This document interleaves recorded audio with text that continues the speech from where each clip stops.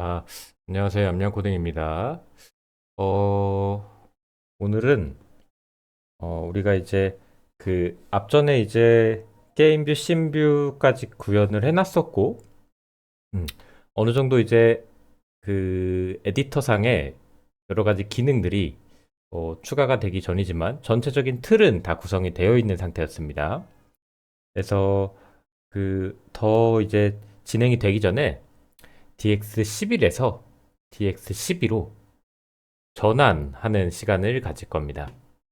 음, 그러면은 왜 DX12로 전환을 하냐? 뭐 이런 얘기를 해볼 수도 있긴 한데 결론적으로 우리가 이제 어쨌든 게임 이 수업을 들으시는 분들은 뭐 극히 소수긴 하지만 게임 엔진 프로그래머나 아니면 그래픽스 프로그래머나 이런 부분에 좀 작업이 치우쳐져 있는 학생분들이 많을 겁니다. 그래서 사실 DX11 같은 경우는 굉장히 배우기도 쉬운 편이고 또 숙련도가 그렇게 요구하는 친구가 아니기 때문에 어, 클라이언트 프로그래머가 DX11을 배운다고 가정했을 때는 충분히 도움이 될 만한 얘기긴 하지만 어, 그래픽스나 렌더링 관련 프로그래머가 DX11은 그냥 기본기 수준이라고 생각을 합니다. 12에서 사실 우리가 해줘야 될 내용들이 훨씬 많고 설정해야 될 뭐 그런 것들이 더 많고 조금 더 자동화되는 작업들을 다 개발자가 직접 해야 되거든요. 그래서 경쟁력을 어떻게 하면 갖출 수 있을까 생각을 해보다가 CB가 결국은 들어가야 된다고 생각이 좀 들었습니다. 그래서 CB로 좀 전환을 하는 시간을 좀 가졌고요. 어, 그래서 뭐 이제 전환하는 이제 이유는 사실 CB에서만 쓸 수 있는 파이프라인들이 있죠. 대표적인 게 메쉬 쉐이더랑 또 레이트레이싱 파이프라인 요 두 개가 있습니다.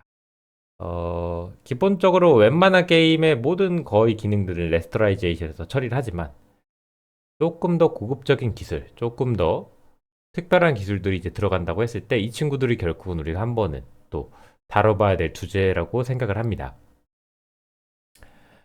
그래서 어느 정도 이제 경쟁력을 좀 잡기 위해서는 12로 전환이 불가피하다라고 좀 이야기를 드리고 싶습니다.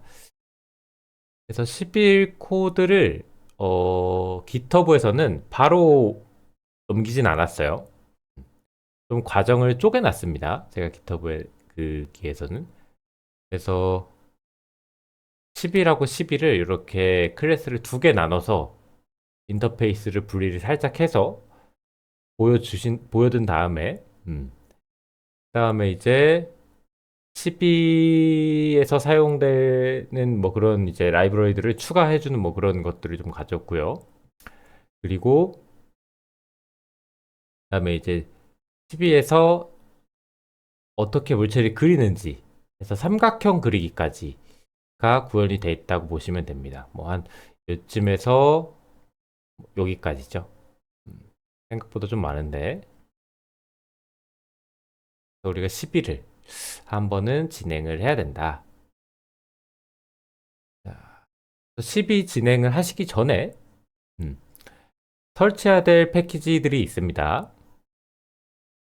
이제 기본적으로 다이렉트 X 12가 윈도우 SDK 안에 들어가 있지만 그, 기, 그 기능들을 이제 우리가 사용을 할 때 조금 더 편리하게 해주기 위한 헤더 파일들이 있거든요. 마이크로소프트에서 제공되는 어, 그거를 설치를 하기 위해서 요 뉴겟 패키지를 이용해서 설치를 할 겁니다. 그래서 뉴겟 패키지는 어떻게 설치를 하시냐? 내가 설치를 하고자 하는 프로젝트 안에 우클릭을 하셔서 뉴겟 패키지 관리가 있습니다. 그러면 이 창이 딱 뜹니다. 그럼 여기서 내가 설치하고자 하는 게 D3D 12죠? 검색을 하시면 여기 제일 위에 올라오는 DirectX 12 어질리티 SDK 요거를 최신 버전으로 설치를 하시면 됩니다. 설치가 되면 이렇게 딱 컴피그 문서 이렇게 추가가 돼 있거든요. 그리고 나서 이 프로젝트에는 이제 헤더 CPP가 연결이 자동으로 되는데 VCPKG처럼 자동으로 연결됩니다. 근데 이제 이 프로젝트를 참조하고 있는 요 프로젝트들, 하위 프로젝트들은 헤더 파일을 모르기 때문에 이쪽에다가 우리가 추가 포함 디렉터리에 헤더 경로를 이렇게 넣어 주셔야 됩니다. 패키지 파일은 내가 사용하는 프로젝트에 프로젝트 폴더 안에 기본적으로 추가가 됩니다. 이쪽 보시면은 코어 있고 한 칸 위로 올라가시면 패키지 폴더 있죠? 이쪽 안에 이렇게 추가가 돼서 파일들이 추가가 된다고 보시면 됩니다. 자, 그래서 빌드 네이티브 안에 인클루드 안에 여기 이렇게 헤더 파일들이 들어가 있어요. 그래서 우리가 이 헤더 파일이 필요로 하기 때문에 요거를 추가하신다고 보시면 됩니다. 그래서 요 뉴겟 패키지에 관련된 내용들은 조금 정리를 해놨는데요. 자, 여기 있는 거를 크게 따라서 하시면은 큰 문제 없이 추가가 될 수 있다고 생각을 합니다. 자, 요게 이제 추가가 되시고 나면 요게 추가가 되시고 나면 그 다음에 우리가 해야 될 것이 D3D에서 삼각형 그리기죠. 자, 삼각형을 그릴 건데 지금 요 프로젝트는요. 제가 메인 함수 쪽에다가 두 가지로 조금 나눠서 그 구분을 시켜놨습니다. 자, 여기 전처리기를 하나 정의를 해놨습니다. with 에디터라고. 이 전처리기를 활성화를 하시면 이쪽에서 에디터 관련된 코드들이 추가가 돼서 이렇게 우리 원래 사용하던 그 에디터 IMGUI 에디터랑 DX12 그래픽 디바이스가 잘 결합이 돼서 렌더링이 되고 있는 걸 확인할 수 있습니다. 자, 그리고 요거를 이제 지워주시면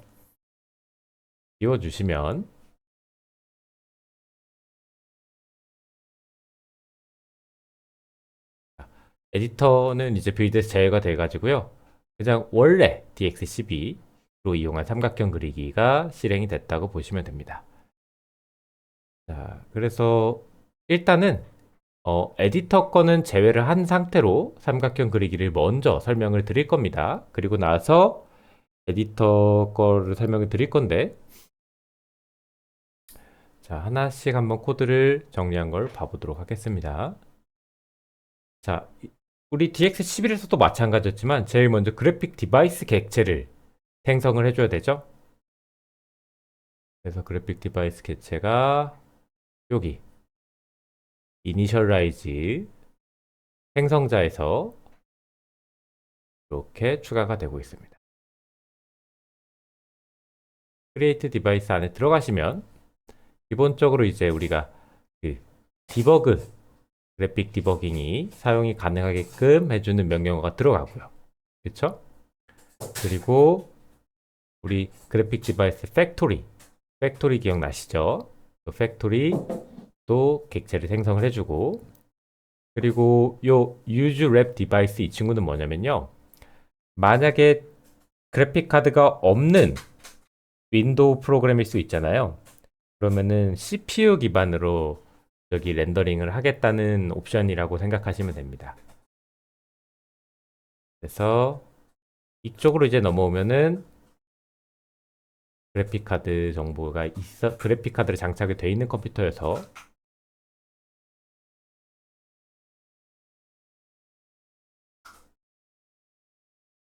이쪽으로 이렇게 잘 넘어와서 get 하드웨어 어댑터에서 우리가 하드웨어 정보들을 이제 가져옵니다. 보시면 여기서 볼 수 있을지 모르겠는데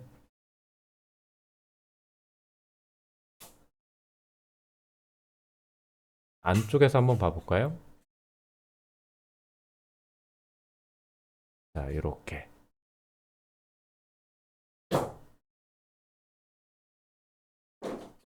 여기 보시면 이제 이렇게 엔비디아 지포스 RTX 3070 Ti 그리고 메모리 크기 뭐 이런 것들 등등등등 이렇게 들어있죠.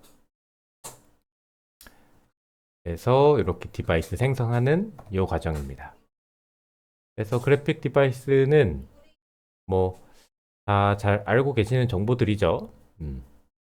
첫 번째로 이제 우리 이 응용 프로그램은 우리가 시작하는 그 소스 코드죠. 그래서 요거를 이제 DX12 요 레벨의 작업 그 API가 우리가 작성한 소스 코드를 이렇게 쭉 하고 내려가면서 그래픽 카드까지 GPU라고 하죠. GPU까지 연결을 시켜줘가지고 작업이 진행될 수 있게끔 해주는 그런 작업이라고 보시면 됩니다.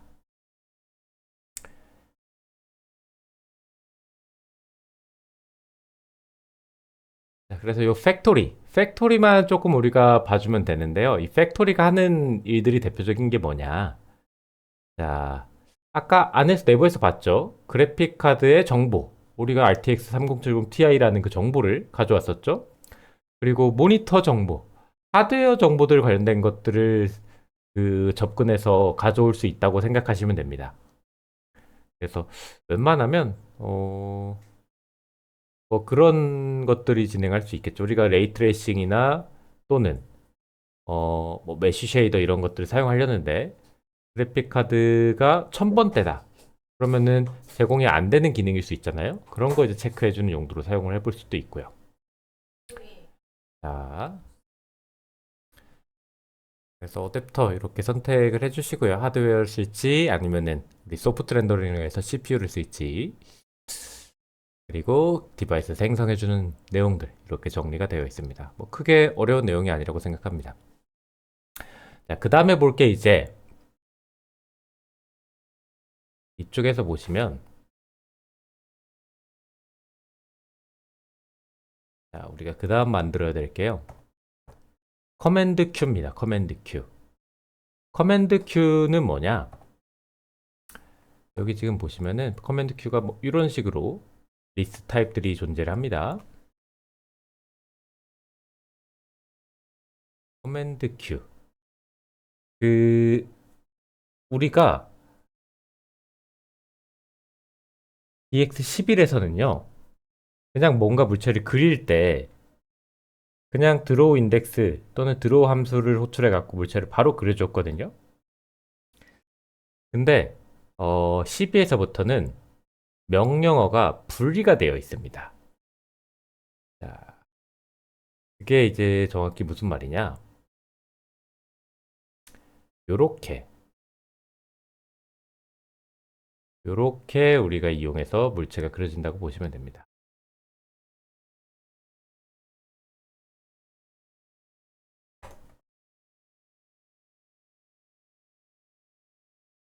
이런 식으로 이 커맨드 리스트를 담는 곳이 커맨드 Q라고 합니다.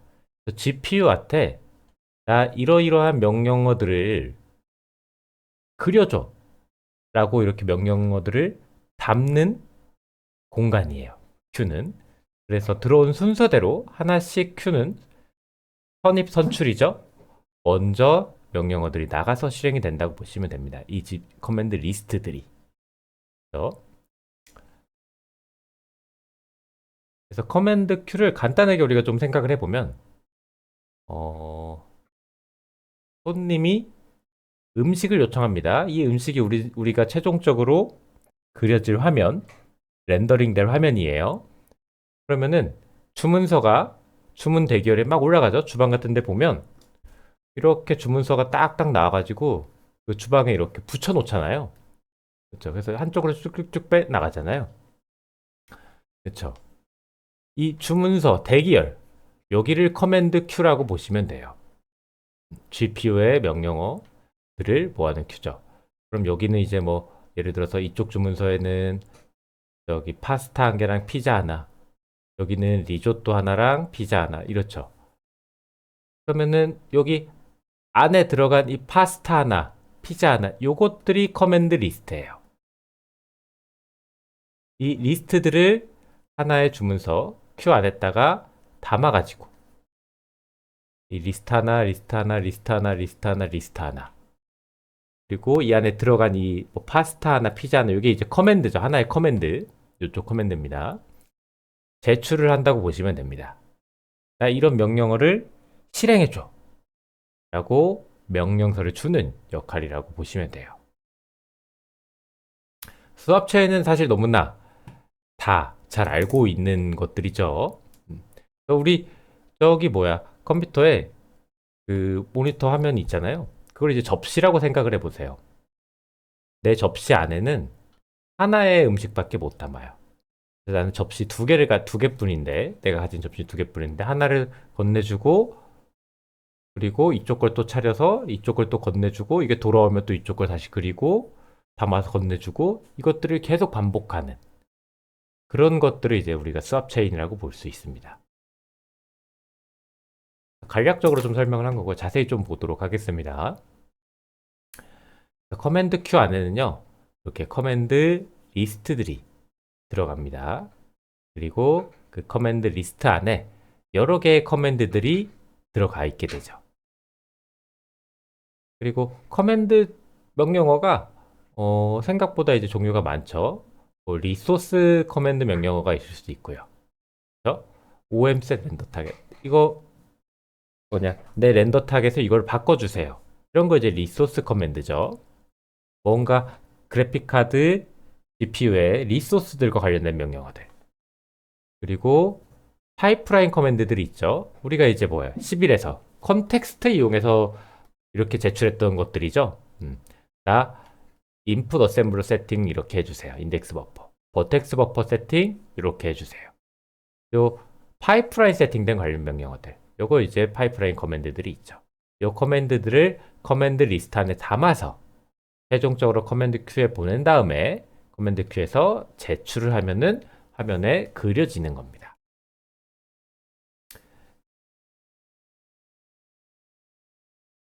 GPU에게 커맨드 리스트를 보내는 대기열 Q라고 생각하시면 됩니다. 그래서 이쪽에 있는 이 목록들 하나씩 보시면 얼추 조금 이해가 되실 거예요. 감이 잡히실 거예요. 보시면은 일반적으로 우리가 많이 쓰는 거 리스트 다이렉트 요 명령어죠. GPU가 직접 실행할 수 있는 명령어들. 그리고 번들 명령어도 있죠. 명령 리스트를 통하여 실행할 수 있는 명령 버퍼들. 그렇죠? 그리고 요건 이제 컴퓨트, 계산을 위한 명령 버퍼, 카피, 복사를 위한 명령 버퍼. 이런 식으로 이제 생각을 해볼 수가 있겠죠. 수압 체인을 사용한 이유는 사실 너무 잘 알 겁니다. 우리 API 때도 해봤지만 더블 버퍼링이죠. 더블 버퍼링, DX 이제 12에서는 그 트리플 버퍼링도 많이 활용을 합니다. 일단은 더블 버퍼링으로 구현을 할 겁니다. 자, 더블 버퍼링을 왜 쓰죠? 만약에 물체를 하나를 이용해서 그려주면 지웠다 그렸다 지웠다 그렸다 되니까 깜빡임 현상 같은 게 생길 수가 있죠. 또는 화면이 찢어지는 현상이 생길 수가 있고요. 이런 것들을 이제 해결하기 위해서 우리가 스왑 체인을 이용해서 버퍼를 두 개를 두고 서로 교환을 해주면서 물체를 그려주죠. 그래서 스왑 체인도 이렇게 해서 10이라고 크게 다르지 않습니다. 이 친구는 이렇게 스왑 체인도 생성을 할 수가 있습니다. 자, 그래서 스왑 체인 뭐 옵션들을 이렇게 뭐 적어놨는데 이거를 세심하게 하나씩 하나씩 다 볼 필요는 없습니다. 우리는 지금 이 파이프라인을 큰 흐름을 잡고 가셔야 돼요. 내가 이 세세한 거 하나하나는 잘 몰라도 됩니다. 근데 당장 하나의 큰 흐름을 잡고 그것들을 채워나가는 방식으로 공부를 하셔야 돼요. 자, 그 다음에 이제 볼게 쭉 실행을 해보시면 스왑 체인 만들고요. 그리고 내 현재 그 우리가 버퍼 두 개 만들었죠? 스왑 체인에서 0번하고 1번 버퍼가 있을 겁니다. 내 현재 프레임 인덱스 버퍼는 몇 번인지 당연히 0번이겠죠. 물체 우리가 뭐 그린 적이 없으니까. 자, 그 다음에 이제 만들어질 게 디스크립터 힙이에요. 디스크립터 힙이 뭔지를 조금 알아야 되는데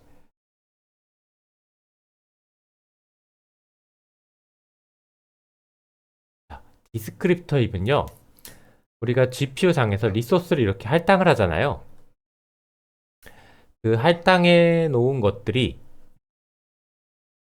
실제로 존재하는 요거 그림을 좀 보시면 이 할당해 놓은 메모리들이 뭐냐 상수 버퍼, 뭐 쉐이더 리소스 뷰, 언노더드 액세스 뷰 우리 11에서 많이 썼었죠. 그런 뷰 자료형들 기억나시죠? 뷰. 그리고 RTV, 렌더 타겟 뷰, 이런 것들. 이런 것들이 디스크립터 힙이라는 이 공간 안에 할당이 돼 있다고 보시면 됩니다. 자, 그래서 나는 상수 버퍼는 어떻게 생겼어? 나는 몇 바이트짜리 상수 버퍼고, 나는 내 쉐이더 리소스 뷰는 몇 바이트짜리고, 내 언어도 액세스 뷰도 몇 바이트짜리고, 이런 정보들이 들어있다고 보시면 돼요. 그리고 그 정보가 실제 이제 리소스 힙에 접근을 해서 실제 메모리에 접근을 하는 거죠.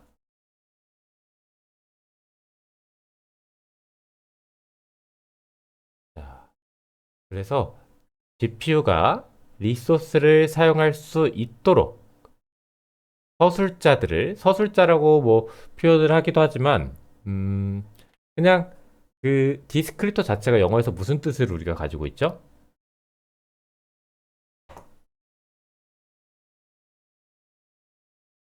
이렇게 지금 나와버리는데, 영어 사전 뜻 검색해 보시면,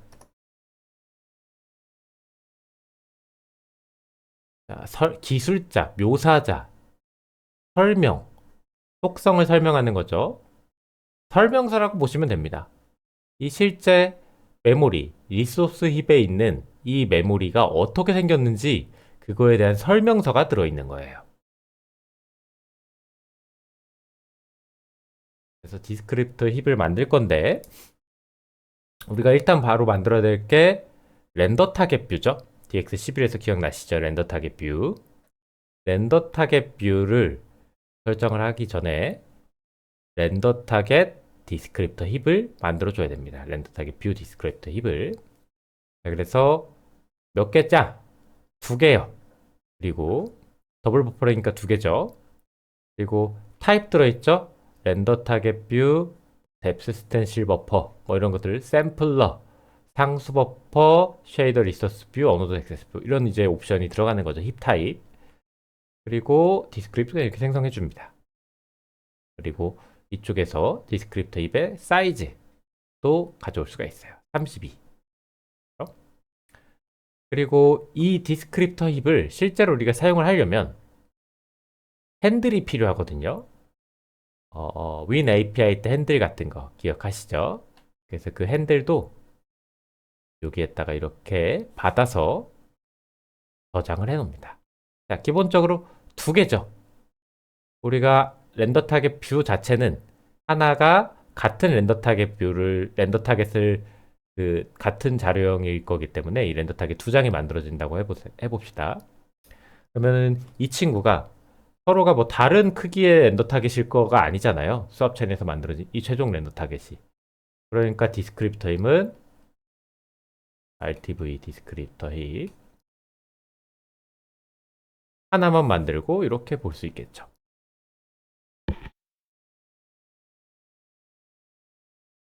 그리고 이것에 대한 각각의 핸들은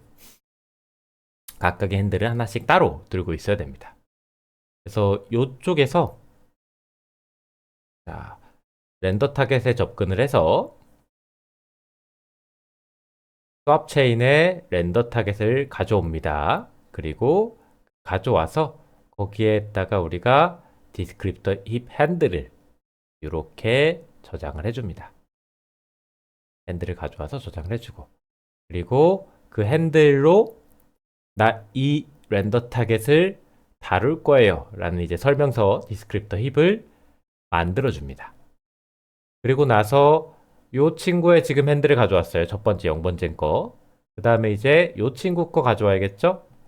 자, 오프셋 기준으로 이 디스크립터 사이즈 아까 여기서 가져왔죠? 32였죠? 32만큼 이동시켜서 그러니까 이 그림으로 치면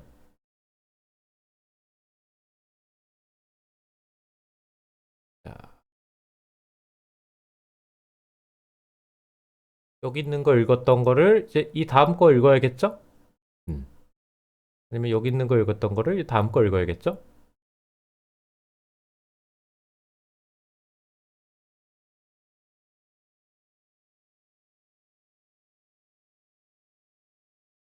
그래서 핸들을 또 새로 가져와주고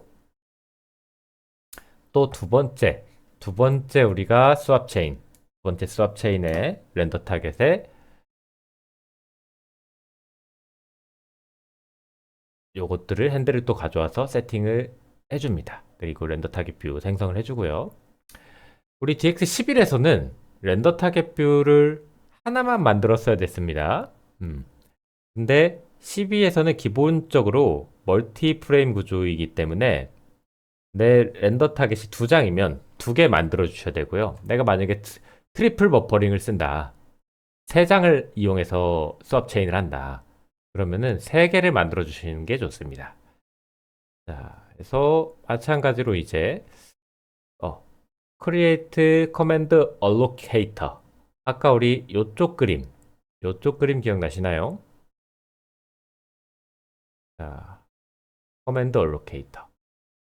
커맨드 Q가 그 커맨드 리스트를 담는 Q였습니다. 그래서 이 친구를 이렇게 GPU로 보내서 우리가 명령어를 실행을 시키는 거였죠. 근데 이 커맨드 리스트가 직접적인 그 커맨드들의 메모리를 갖고 있진 않아요. 그 메모리를 갖고 있는 거 이제 커맨드 얼로케이터라는 애입니다. 얘가 오브젝트 풀처럼 이 커맨드를 풀 방식으로 가지고 있거든요.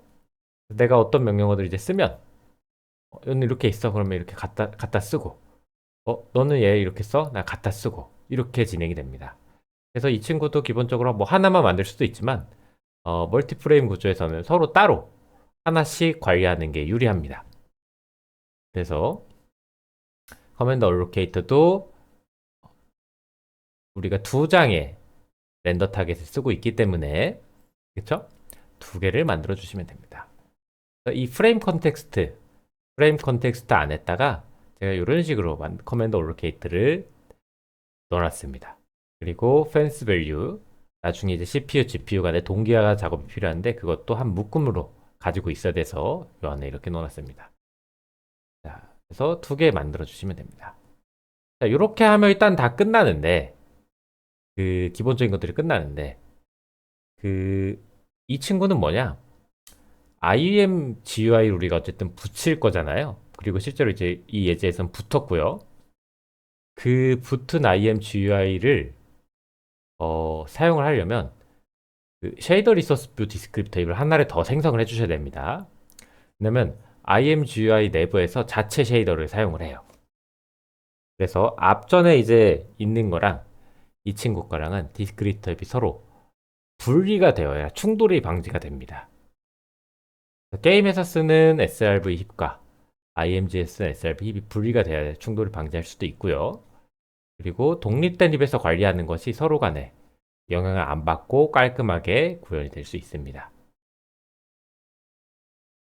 그래서 요거 하나를 더 생성을 해 주셔야 됩니다. 뭐 예를 들어서 IMG에서 이미지 같은 함수로 우리가 물체를 그리죠. 텍스처를 그릴 수 있죠. 그래서 개발자가 제가 이미 srv를 쓸 수 있어야 된다고 이제 설명을 좀 적어놨습니다. 예시로.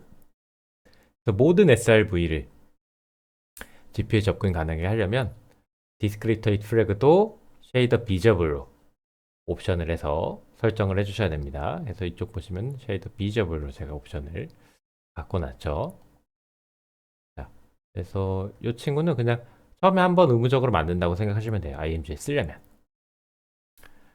그리고 그 다음에 이제 루트 시그니처.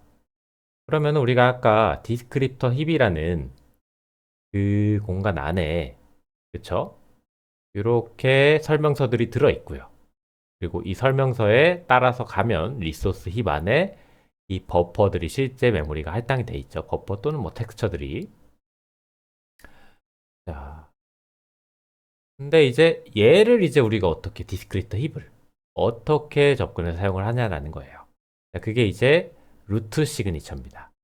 자, 루트 시그니처는 파이프라인에서 쉐이더가 접근할 수 있는 자원, 우리 뭐 상수 버퍼, 쉐이더 리소스 뷰, 상수 버퍼 뷰, 언더스 액세스 뷰 이런 것들이 구조와 슬롯을 정의하는 규칙표예요. 우리 그 기억나시죠? 텍스처 HLS를 보시면 텍스처 자, 이쪽 보시면은 HLSL에서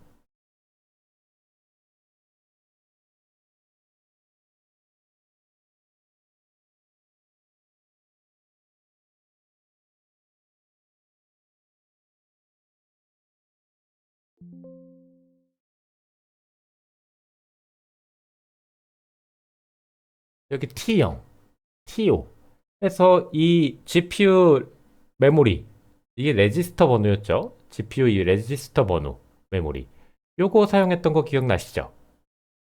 요거에 대한 정보들을 이제 우리가 세팅을 해주는 겁니다.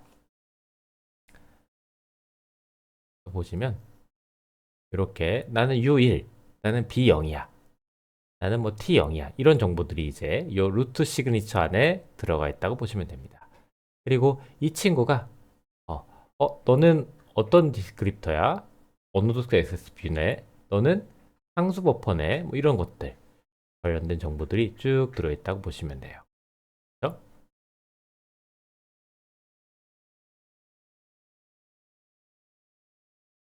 그래서 쉽게 말하면 이 쉐이더는 어떤 종류의 리소스를 몇 개, 어떤 위치에서 접근할 수 있다고 하는 하나의 약속이라고 보시면 돼요.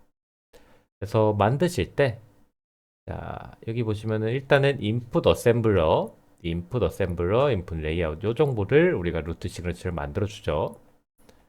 이렇게 쭉 만들어 주시면 되고, 지금 일단은 다 넣어서 따로 뭐 크게 세팅된 건 없죠.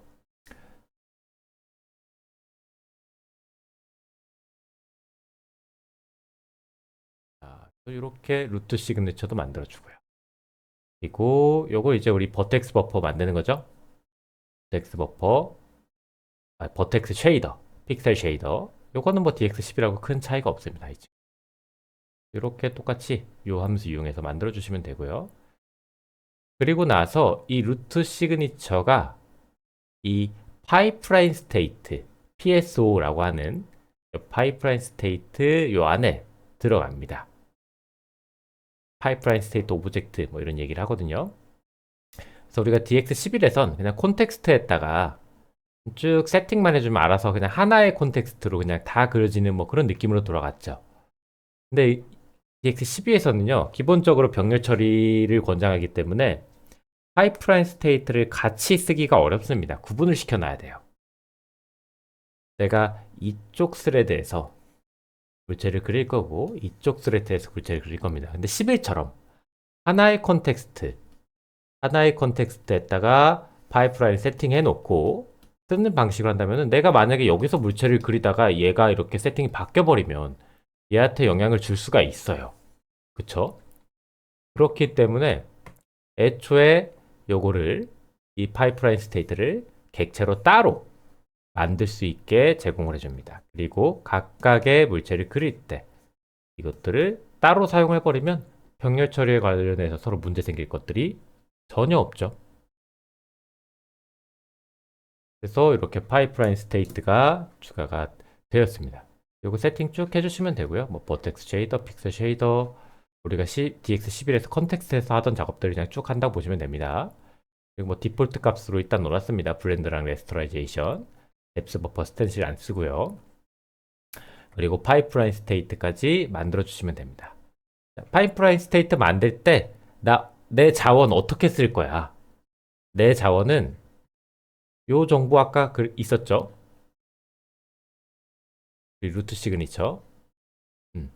내 자원은 지금 이렇게 생겨서 이런 자원은 이렇게 있고 이렇게 있어. 이 설명서 필요한 거.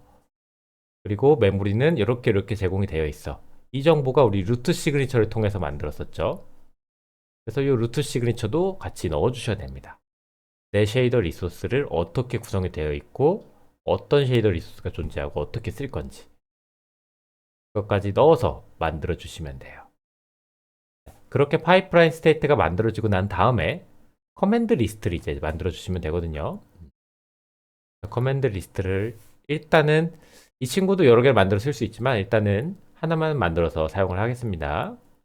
자, 하나 만들어서 이렇게 사용을 하시고 커맨드 리스트를 만들어 주셨으면 우리가 물체를 레코드 기록을 하려면 커맨드 리스트 명령들을 기록을 하려면 일단 커맨드 리스트가 닫혀 있는 상태여야 돼요. 그래서 닫혀 주시고 나서 이제 여기서 버텍스 버퍼를 만들 건데 이 앞 작업들이 굉장히 조금 복잡하죠. 복잡한데 핵심은 뭐냐면요.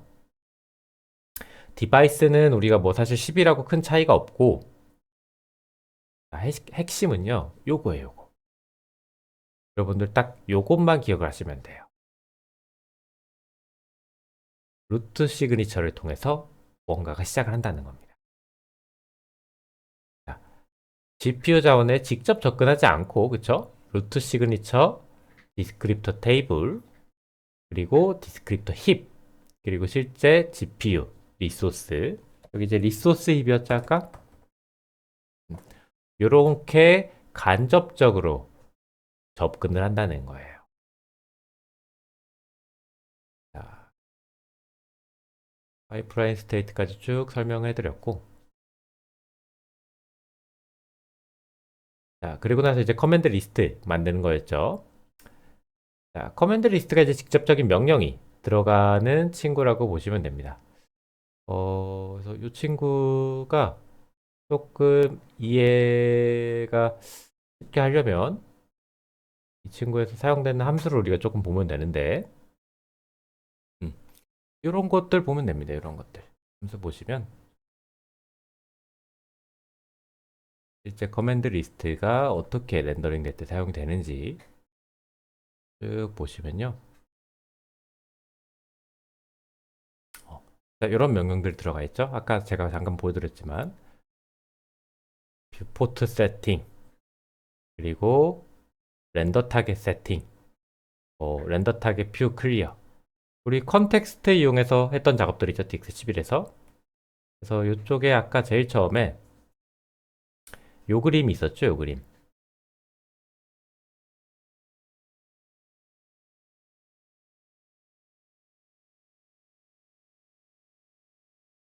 요 그림. 그쵸? 자, 요것들 복사해서 저쪽에다 또 붙여 놓겠습니다.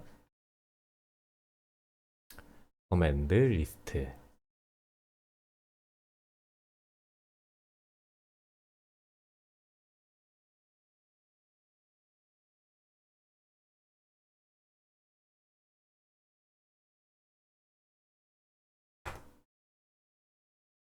요 그림. 여기가 이제 커맨드 리스트 관련된 내용들이죠.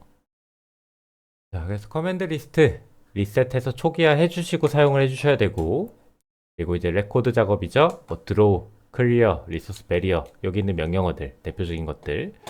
그리고 요것들이 이제 끝나면 기록이 완료되어서 클로즈를 한 상태에서 클로즈가 되어야 우리가 커맨드 큐에서 커맨드 리스트를 보내서 물체를 그릴 수가 있어요. 아까 커맨드 리스트 만든 것들 이쪽에서, 자, 여기서 커맨드 리스트 만들었죠? 그래서 이게 이제 렌더링 할 때, 실제 렌더링 할 때, 커맨드 allocator랑, 그쵸? 그리고 커맨드 리스트를 리셋을 해줍니다. 그리고 커맨드 리스트에, 그쵸? 루트 시그니처 세팅을 해주신 다음에 여러 가지 명령어들을 커맨드 리스트 작성을 하고, 물체를 그려주세요가 작성을 하시고, 그리고 커맨드 Q에서, 자, 요게 이제 실행이 될 거거든요. 커맨드 Q에서 물체를, 그 커맨드 리스트를 제출해주면 됩니다. 그러면 이제 GPU가 제출된 커맨드 리스트 안에 들어있는 것들을 따라서 쭉 실행을 시키죠. 실행을 시켜서 물체가 그려질 거고, 이런 식으로 돌아가신다고 보시면 됩니다. 자, 그리고 이제 버텍스 버퍼 만드는 거죠. 요거는 뭐 D3D 10이라고 뭐 큰 차이가 없습니다. 그래서 여기 정점, 삼각형 정점 정보들 만들어 놨고, 자, 그리고 버퍼 사이즈에서 리소스 데스크립션에다가 버퍼 사이즈 넣어주시고, 그걸 갖다가 create commit resource, 이제 제출되는 GPU에 이제 생성되는 리소스입니다. 자, 요거 이제 이용하셔서 버텍스 버퍼 크기만큼 이 디스크립션 넣어서 물체를 만들어주면 되죠. 그럼 리소스에 이제 할당이 됐겠죠. 버퍼 크기만큼. 그리고 맵을 통해서 CPU에서 접근 가능하게 풀어주시고, 그렇죠? 내용들 복사해서 넣어주신 다음에, 그렇죠? 그리고 언맵으로 다시 닫아주시고, 요거 똑같죠? 10이라고. 이렇게 버텍스 버퍼 만드시고 마지막으로 이제 버텍스 버퍼 뷰. 버텍스 버퍼에 접근할 수 있는 버텍스 버퍼 뷰 필요하겠죠. 자, 그래서 이 뷰 세팅해 주시면 됩니다. 그리고 이제 하나 더 봐야 될 게 이제 펜스 오브젝트라는 게 있어요. 자, 이 펜스 오브젝트가 뭐냐?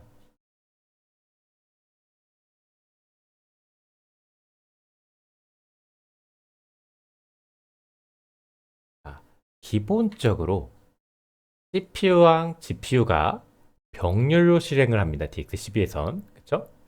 그러다 보니까 동기화 문제가 발생돼요. 예를 들어서 예를 들어서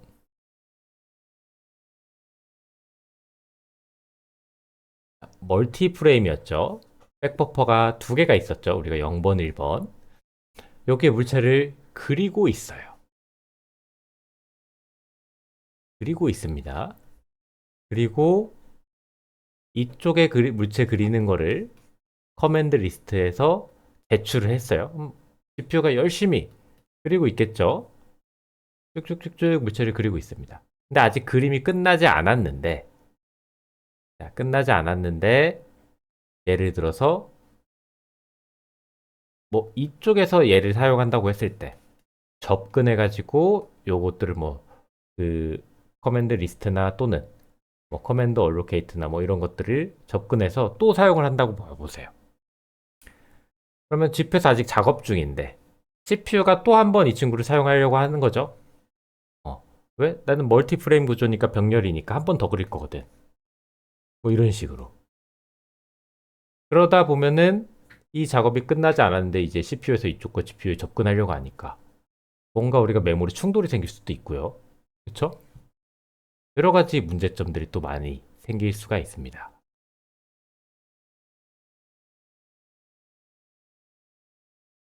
그래서 우리가 이걸 어떻게 해결해야 되냐? 그렇죠? GPU가 명령 대기업 우리 커맨드 큐죠. 커맨드 큐의 명령들을 특정 지점의 모든 명령을 다 처리할 때까지 CPU를 기다리게 하면 됩니다.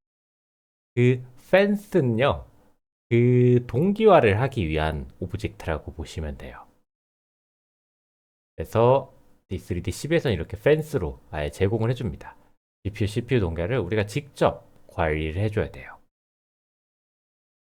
자, 그래서 만드는 법은 되게 간단합니다. create fence 하면서 호출하시고, 그죠? 요거 이제 초기값. GPU가 아직도 아무것도 아직 일하지 않을 때죠. 뭐 특별한 동작 없고, 그죠? fence 객체 넣어주시면 돼요. 자, 이렇게 해서 fence 오브젝트가 만들어졌고요. 그러면 이렇게 해서 이제 물체가 끝났죠. 그럼 이제 렌더 안에 들어갈 건데 렌더를 좀 보겠습니다.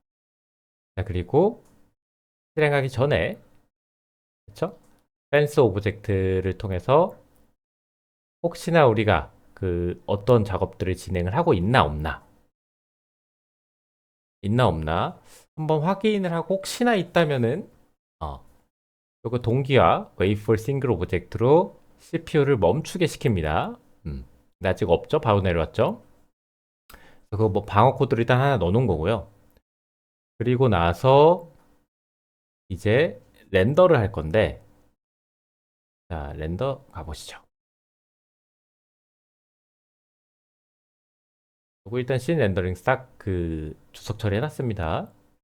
일단 삼각형 그리는 게 우선입니다. 렌더 쭉 들어가서 여기서 이제 우리가 커맨드 리스트를 제출하는 요 함수를 실행을 할 거예요. 그래서 아까 제가 잠깐 보여드렸지만 커맨드 얼로케이터 리셋 해주시고요. 메모리. 그리고 커맨드 리스트 실제 그 명령어에 담겨있는 상자죠. 그것도 리셋 해주셔야 사용할 수 있습니다. 그리고 루트 시그니처 세팅 해주시고요. 내 리소스들을 어떻게 구성되어 있는지 알아야 되죠. 그래서 뭐 리스트에다가 뷰 포트는 이렇게 세팅해 주세요. 그렇죠? 여기 윈도우 영역이겠죠?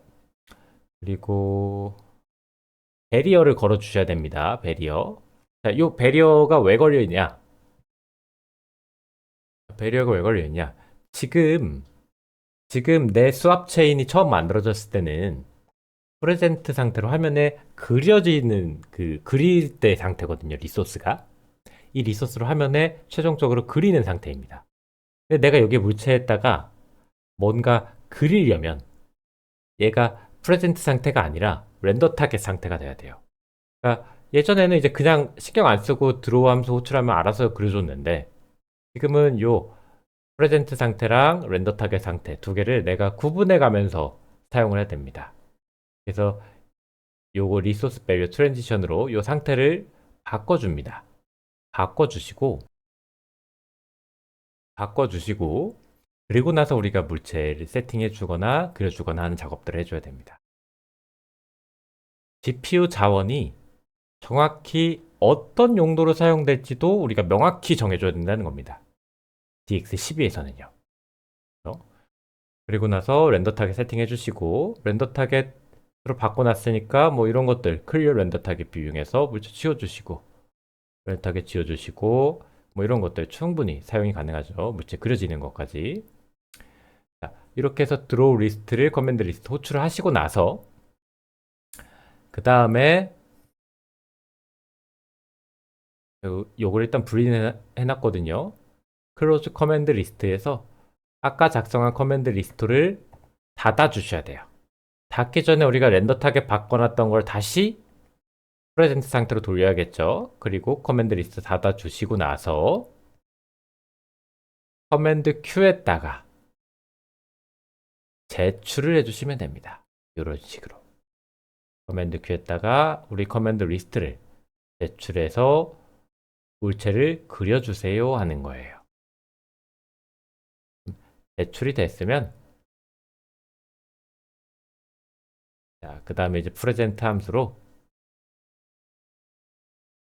수압 체인에서 물체를 그려주면 됩니다.